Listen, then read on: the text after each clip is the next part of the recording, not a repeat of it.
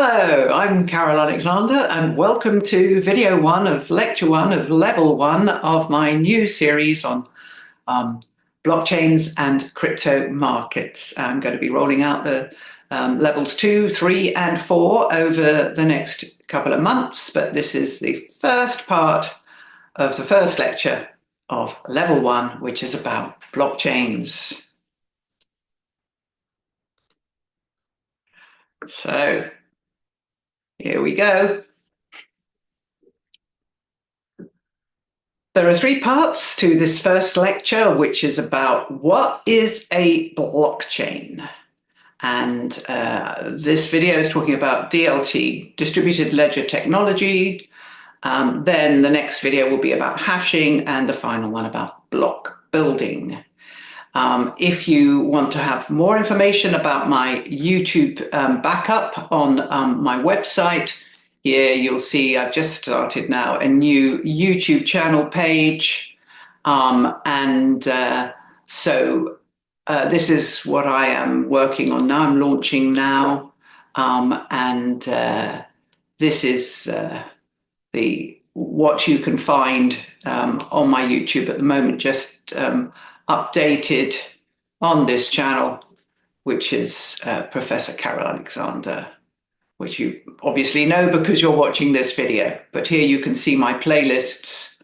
And you can't see this one because I'm just starting it now, but there will be a new playlist coming here. All right, so back to my lectures. This one is about distributed ledger technology. This picture shows a distributed ledger. It consists of nodes which are identical, A, B, C, and D, and it's a peer-to-peer network. Each node is connected to every other node, and also it's a distributed ledger because the ledger, identical copies, are kept by every node, well, almost identical copies. They have to find the technology to be able to update the ledger in an agreed way, and the technology to communicate with each other. This is the blockchain, but also nodes communicate using the ordinary internet. So these technologies is what I'm going to be focusing on in this level 1 series on blockchains. It's the technology that underpins a distributed ledger. So the technology is a digital record keeping system for tracking transactions. Now, everything's a transaction. In a broadest sense, we use the word transaction. It's any action which alters the state of the ledger. And state is a word we use quite a lot. It's the current condition, it's the current state, what's in the ledger at this current moment. And as I said, it's distributed across a P2P, peer-to-peer network. The participants are called nodes. And actually, we'll find out in lecture 4 that not all the nodes are the same. They all have different functions. Anyway, there's no central server. So there's a shared sort of truth from the state of the ledger, but not from a central authority. So the way this identical ledger, well, it's not completely identical because there's a bit of latency if the nodes are, one in Australia and another one in Alaska.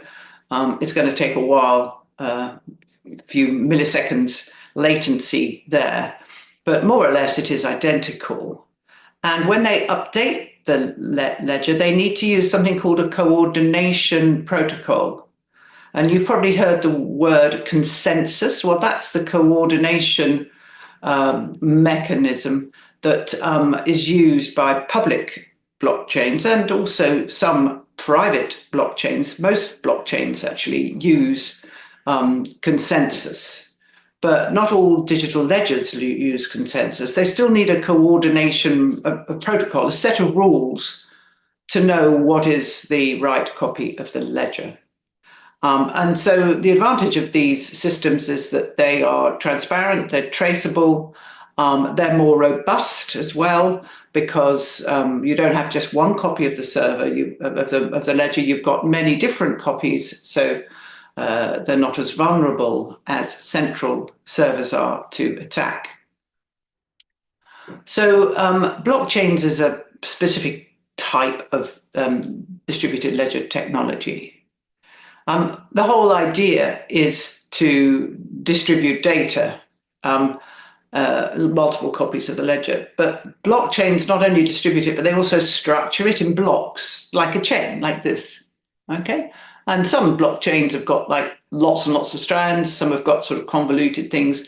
But like the Bitcoin blockchain is just a simple chain, one after another. So blockchains order transactions sequentially through time, but not all distributed ledgers technologies do that. And these distributed ledger technologies don't have to use blocks. They can use different ways of updating the ledger.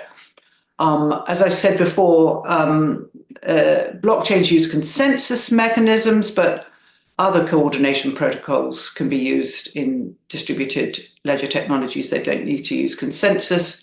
So the DLT is a sort of general concept, and blockchain's just one specific type of distributed ledger. So in this slide here, I'll finish with this slide and just read it out for the viewers who are using subtitles.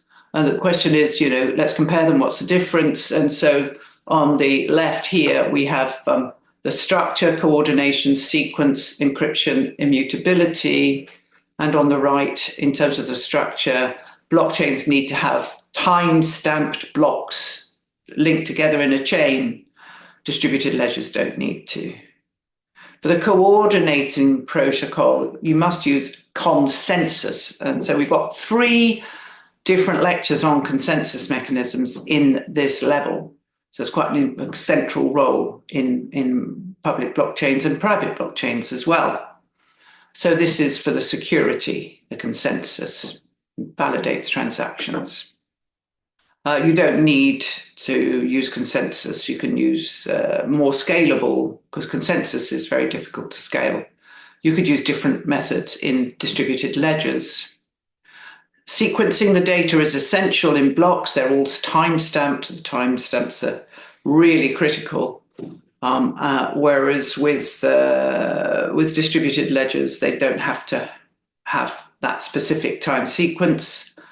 In terms of encryption as well, data have to be encrypted in order to be put on a blockchain. They need to be cryptographically compressed.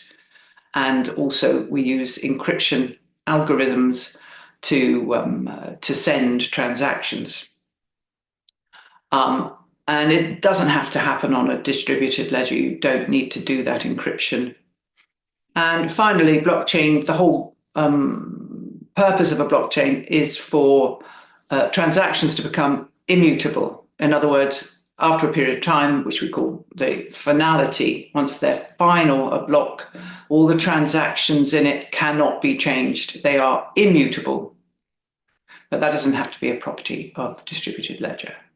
Okay, so this is important to understand the difference between a blockchain and a distributed ledger because, for example, central bank digital currencies, CBDCs, which have been decades in the making and nothing much has really happened. A few countries in South America or so, they do have a CBDC. And generally speaking, they run under distributed ledger, not a blockchain. We don't need this public explorer type blockchain for CBDCs. It needs to be controlled by the central bank. Anyway, we will talk about CBDCs later in level 2 stablecoins. I'll bring them in there, but not here. All right, so that's it for level 1. Let me now stop my recording and see you in the next lecture. Bye for now.